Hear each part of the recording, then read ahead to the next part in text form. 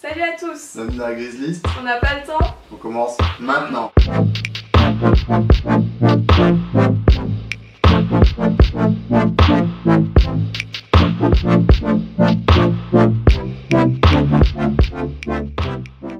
Pour cette première partie, je vais vous parler d'événements passés et futurs. Un qui s'est déroulé à Strasbourg, c'était Darius Horatio. Et l'autre qui se déroulera en février dans tous les cinémas de France, même dans votre village paumé. Ce sera Deadpool qui sort en février le 10. Comme toute bonne groupie qui se respecte, j'ai acheté mes préventes à l'avance pour le DJ set de Darius qui s'est déroulé le 16 janvier au Rafio. Le Rafio c'est quoi? C'est une péniche bar avec un sous-sol où il y a souvent des petits lives comme ça de DJ soit de la région, soit qui sont emmenés d'ailleurs, exportés ou importés. Le Rafio se situe à l'arrêt de tram Gallia. À côté il y a d'autres péniches, l'Atlantico et le Barco Latino. Le Barco Latino c'est autre chose encore. Bref, on va pas s'étaler là-dessus. DJ set en lui-même était cool, il y avait une bonne ambiance, il a mixé des bons sons, on a entendu des bonnes musiques qui ont fait bien plaisir. Au niveau de l'organisation du Rafio, les points positifs c'était qu'il y avait de la place, les préventes ont été bien gérées, il y avait juste assez de monde, pas trop mais quand même assez. Il y avait des endroits où on pouvait se poser à des moments, on en avait marre de prendre tout le monde dans la foule. Le coin fumeur était aussi dégagé. Au niveau des points négatifs, il y a quelques trucs qui m'ont un peu saoulé. Comme les personnes qui viennent à des concerts juste pour faire chier. Des gars, genre, il y en a un, il avait l'air énervé depuis le début, il voulait juste se battre, je crois, cette soir. Le problème, moi j'ai trouvé ça un peu chiant qu'il n'y ait pas de musique en haut. En fait, il y avait que de la musique dans le caveau. En haut, il y avait un écran qui a rediffusé le live, mais pas de musique. Du coup, je trouvais ça un peu con. Parce que voir le live c'est cool, mais sans le son c'est un peu chiant. Ok, il y a des voisins peut-être et tout, mais juste un tout petit peu de son ça fait plaisir quoi. Voilà pour mon review sur le DJ set 2 de Darius qui était quand même cool. Et Darius il a géré, du coup c'est cool. Et c'est la première partie aussi, hein. Big up. Pull up. Selecta. Maintenant pour le futur, je vais vous parler d'un film que je vais aller voir. Très certainement dès sa sortie, c'est-à-dire le 10 février, c'est Deadpool bien sûr. Pourquoi Deadpool? Parce que les bonnes annonces m'ont donné énormément envie. Le personnage est super intéressant, j'ai découvert il y a pas longtemps, je dois avouer quand même, parce que je vais pas faire le mec genre je connais le personnage depuis 100 ans.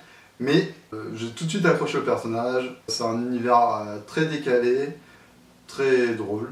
Et du coup ça m'intéresse fortement de le voir pour avoir de l'action et du fun, qui manque un peu en ce moment dans les films Marvel ou DC.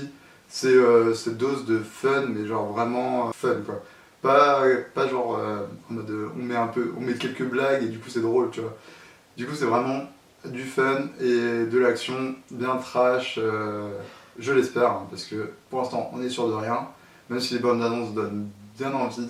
Du coup voilà, si vous voulez plus d'informations sur le personnage, c'est pas moi qui vais vous les donner, parce que je le connais mais je suis pas là pour donner des informations très précises là-dessus. Du coup, je vais aller le voir, regardez la bande-annonce, ça vous donnera peut-être plus envie que ce que je viens de dire. Du coup, je vous en parlerai certainement à la fin du mois pour mon événement passé, que le futur deviendra passé, que le passé deviendra futur, peut-être un jour. Maintenant que j'ai terminé, je vous laisse avec Gwen qui va vous faire une chronique qui, je l'espère, vous intéressera, parce que moi, ça m'intéresse, et du coup, je vous laisse, salut.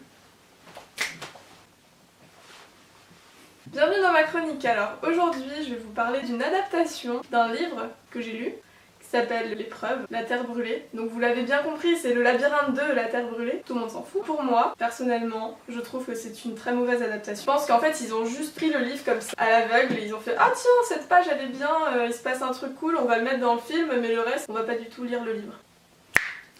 Je vais commencer par les points positifs parce qu'au final, vaut mieux commencer par le meilleur. Je commence quand même par le labyrinthe 2. Vu que le premier était assez calme, il se passait pas grand chose. Vu que là c'est dans la terre brûlée, ils sont dehors, il y a plein de gens, il y a des zombies partout, ils courent, ils savent pas où aller. Il y a beaucoup plus de scènes d'action déjà dans le livre. L'auteur nous laisse pas du tout de répit. J'ai beaucoup aimé cette nouvelle manière de filmer parce que dans le premier, les scènes d'action, il y en a eu quelques-unes mais on comprenait pas grand chose et c'était super flou. Autant là, dans le 2, les scènes d'action, au moins elles sont beaucoup mieux filmées et techniquement c'est mieux.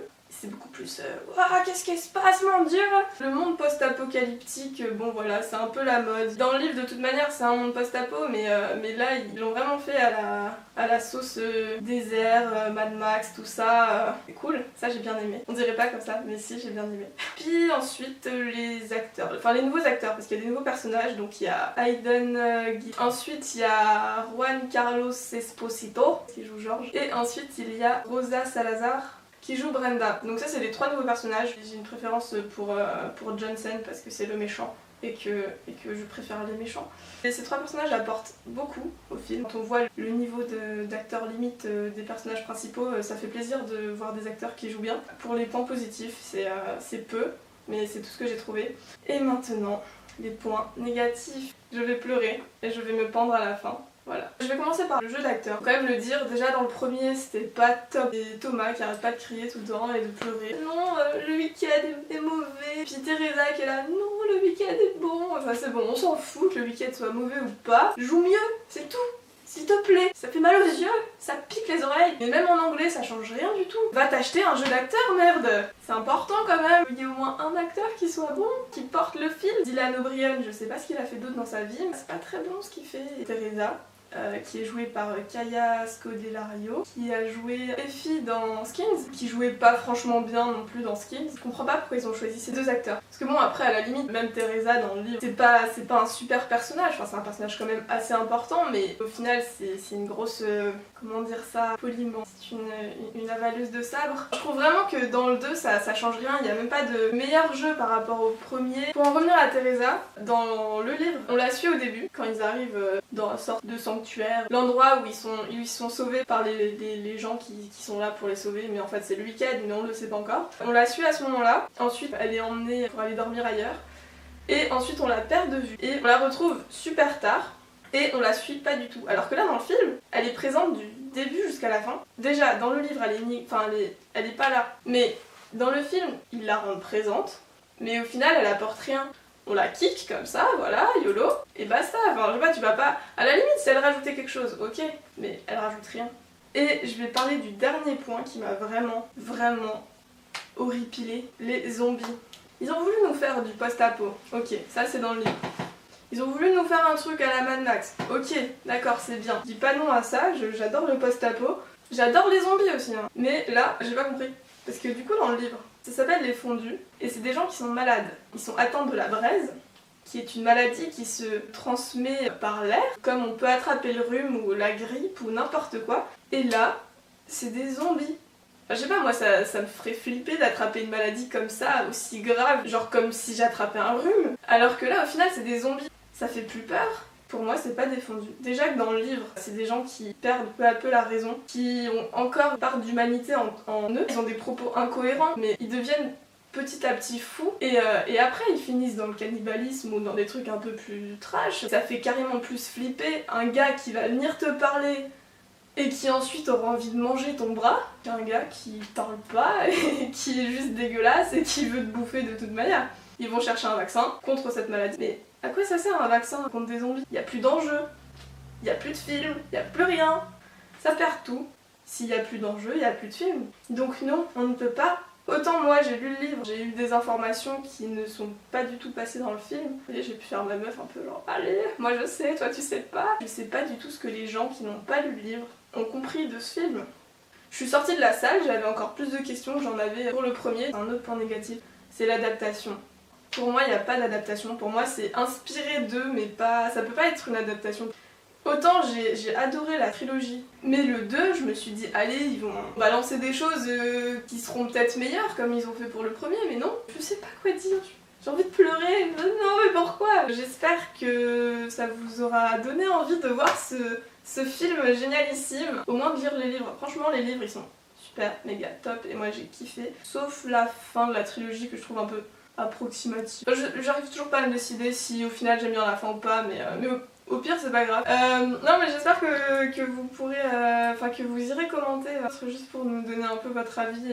Du coup voilà, si vous avez des avis à donner, je suis preneuse, et sinon ça m'a fait plaisir de vous parler de ma grosse déception de 2015. Voilà. Et pour la prochaine Grizzlist, je souris parce que ça va être trop bien.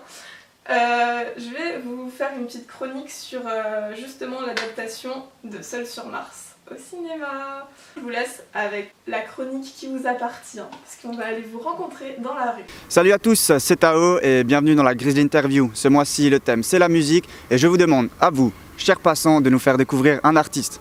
On va voir ça tout de suite, c'est parti. Salut, comment tu t'appelles? Je m'appelle Ayoub. Sébastien. Je m'appelle Widon. Samuel. Je m'appelle Roxane. Vous faites quoi dans la vie?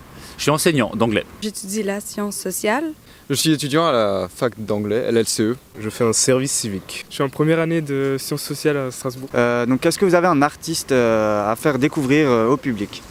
Alors à faire découvrir, pas forcément puisqu'ils ont déjà percé, c'est Fauve, je vous le disais avant. Et c'est l'artiste que j'ai vu le plus récemment en concert en début d'année. Donc, J'ai un artiste à vous faire découvrir, ça s'appelle Chill Bump. À Blue Swedes. En ce moment, j'écoute plutôt du jazz. Et en particulier un trompettiste qui s'appelle Wynton Marsalis. J'ai beaucoup écouté Jean Leloup. Tu les as déjà vus en concert? Non, je les ai jamais vus en concert, mais ça bouge bien. Ouais, il fait beaucoup de concerts, mais c'est pas des concerts que les gens aiment aller voir parce qu'il est un petit peu marginaux, puis il insulte un peu la foule. Donc c'est pas vraiment une personne qu'on va voir en concert, c'est plus une personne qu'on écoute, puis qu'on aime ou qu'on n'aime pas. Qu'est-ce qui fait que vraiment t'aimes cette musique, cet artiste? En particulier son talent d'improvisateur, je pense. Et puis il a une façon particulière de ramener les classiques de, par exemple, Sidney Bechet, qui est un grand jazzman du siècle dernier. Et je pense qu'il a bien revisité les classiques avec son groupe au Lincoln Center. Ça bouge bien. Et vous avez une musique préférée? l'avant-dernier album Blizzard et puis Les Hautes Lumières dans le dernier. Éponyme. I can't stop this feeling deep inside of me. Girl, you just don't realize. Merci beaucoup. Ça fait plaisir. Merci. Merci à vous. On va parfait, merci. Pas de soucis. Bonne journée. Merci beaucoup. Je vous en prie. Bonne journée. À toi aussi.